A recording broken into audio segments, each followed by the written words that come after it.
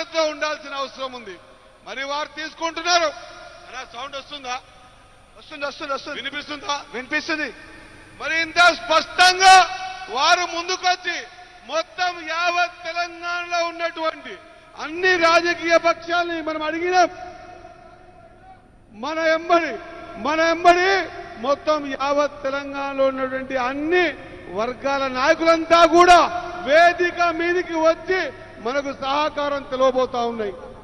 మనం ఆలోచన చేయాలి. ఈరోజు కులగణన జరిగింది. బీసీలకు ఒక్కటే కాదు, ఎస్సీ ఎస్టీ బీసీ మైనార్టీ వర్గాలు అగ్రవర్ణాలు ఎన్ని ఉన్నాయో సంఖ్యాపరంగా స్టాటిస్టికల్ గా ఉద్దేశపూరితంగా జరిగినటువంటి ఈ కులగణన ద్వారా రిజర్వేషన్ ప్రక్రియ ఇచ్చారు. ఎంత? 42%. 42% రిజర్వేషన్ ప్రక్రియలో రేపు ఫీల్డ్ లో పోయినప్పుడు ఎవరు గెలిచినా కూడా బీసీ బిడ్డలే కాబట్టి ఈ కోణంలో ఆలోచన చేయాల్సిన అవసరం ఉందని చెప్పేసి భారతీయ జనతా పార్టీ సంబంధించిన ముఖ్య నాయకులను కోరుతా ఉన్నా. మోకాలు అడ్డపడకండి. రాష్ట్ర అధ్యక్షులు అదే మాదిరిగా కిషన్ రెడ్డి గారు కూడా ఈ కార్యక్రమాన్ని పక్కదోవ పట్టే ప్రయత్నం చేస్తా ఉన్నారు. మనం ఆలోచన చేయాలి. బీసీ బిడ్డల ఆలోచన చేయాలి. ఈ రోజు మన నోటి కాడి ముద్దను గుంజేసే ప్రయత్నం చేస్తా ఉన్నారు.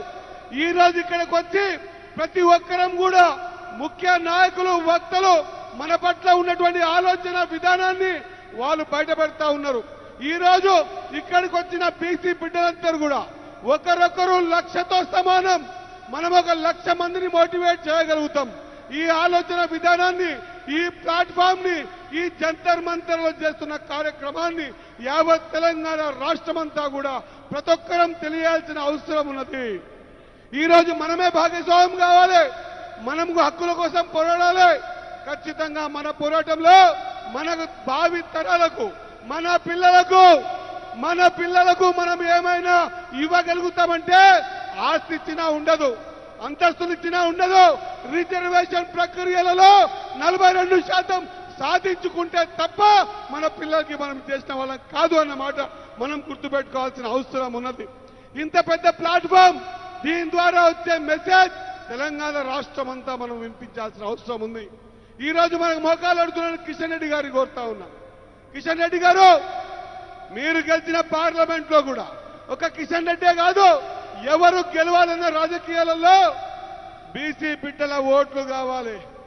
ఎవరు రాజకీయాల్లో మీరు పైకి రావాలన్నా ఎస్సీ ఎస్టీ బీసీల ఓట్లు కావాలి. కానీ బీసీల రిజర్వేషన్ అంటే మోకాలట్టం పెట్టుకొని ఏదో ఒక కారణం చూపిస్తా ఉన్నారు. మైనార్టీ కార్డు కారణం చూపిస్తా ఉన్నారు. ఎస్, ఒకవేళ మీరు మైనార్టీ కార్డు కారణం చూపిస్తే ఎందుకు గుజరాత్ లో ఇంప్లిమెంట్ చేస్తా ఉన్నారు? ఎందుకు పక్కనలో ఉన్నట్టు ఆంధ్రప్రదేశ్ లో ఇంప్లిమెంట్ చేస్తా ఉన్నారు? ఎందుకు మహారాష్ట్ర? ఇది చెప్పాల్సిన అవసరం ఉన్నది. ఈ రోజు తెలంగాణలో ఉన్న ప్రతి బీసీ బిడ్డ ఆలోచన చేస్తా ఉంది.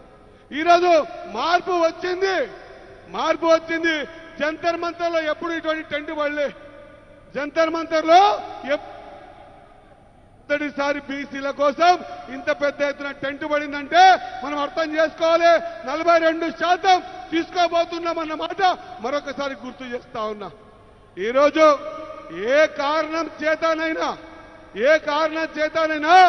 42%కి ఎవరైనా అడ్డుపడితే ప్రజాక్షేత్రంలో ఖచ్చితంగా గడ్డు కాలమే ఉంటుందని తెలియజేస్తా ఉన్నా. బీసీ బిడ్డలం మనం ఆలోచన చేయాలి. మన రాబోయే తరాలకు మనం ఇచ్చేటువంటి ఏదైనా సంక్షేమ పథకం ఉంది లేదా ఏదైనా రిజర్వేషన్ ఉంది అంటే విద్యా ఉద్యోగాలే కాకుండా రాజకీయాలలో కూడా తర్వాత చట్టసభల్లో కూడా ఈ కార్యక్రమాన్ని తీసుకుపోయేటువంటి ఒక మంచి ప్రక్రియ ఇప్పుడు కాకుంటే ఇంకెప్పుడు కాదు. ఒకసారి ఆలోచన చేయాలి. మన కోసం అందరూ పోరాటం చేస్తా ఉన్నారు. మరి మన భాగ్యస్వామి ఏ విధంగా ఉండాలి? మనం ఎంతవరకు తెగిస్తే పోరాడితే తప్ప ఖచ్చితంగా ఈ రిజర్వేషన్ ప్రక్రియను తీసుకుపోవన్నమాట మరొకసారి గుర్తు చేస్తూ ఖచ్చితంగా గట్టిగా ఒక్కసారి స్లోగన్ ఇద్దాం. और एक धक्का అంటే 42% పక్కా. और एक धक्का अरे పక్కనే పార్లమెంట్ గినిపియాలన్నా. और एक धक्का एक धक्का మనమందరం కూడా 42% మనకు హక్కు ఉంది. అంబేద్కర్ గారి రాజ్యాంగంలో మనకిచ్చిన హక్కు, ఆ హక్కుని కాపాడడానికి ఒక బీసీ బిడ్డలు కాకున్నా కూడా వాళ్ళు ముందుకు వచ్చినప్పుడు మనం ఏ స్థాయిలో పోరాటం చేయాలని ఒక్కసారి ఆలోచన చేయాల్సిన అవసరం ఉంది. కాబట్టి మీ అందరితో కోరుతా ఉన్నా, ఈ అవకాశం మాటి మాటికి రాదు, ఊరికే రాదు, ఇప్పుడు కాకుంటే ఇంకెప్పుడు సాధ్యం కాదు అన్న మాట మరొకసారి గుర్తు చేస్తూ మీ అందరి పక్షాన, యావత్ తెలంగాణ ప్రజల పక్షాన ఈ రోజు మనకు సహకారం చేస్తున్నటువంటి వేదికకు, ఈ వేదికకు విచ్చేసి దేశంలో ఉన్నటువంటి అందరు ఎంపీలు వచ్చిపోయారు. అందరు ఎంపీలు సహకారం చేస్తామంటున్నారు. ఖచ్చితంగా ఇది చర్చ జరుగుతుంది. రేపు ఆలోచన వస్తుంది. ఖచ్చితంగా మోకాలెడ్డి పక్క జరుగుతారు. ఖచ్చితంగా మనకు 42% రిజర్వేషన్ రాబోతున్న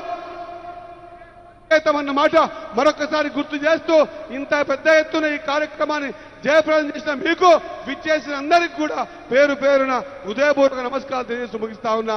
జై భీమ్, జై కాంగ్రెస్, జై హింద్. ఇప్పుడు పెద్దలు షబ్బీర్ అలీ గారిని మాట్లాడవలసిన కోరుతున్నాం.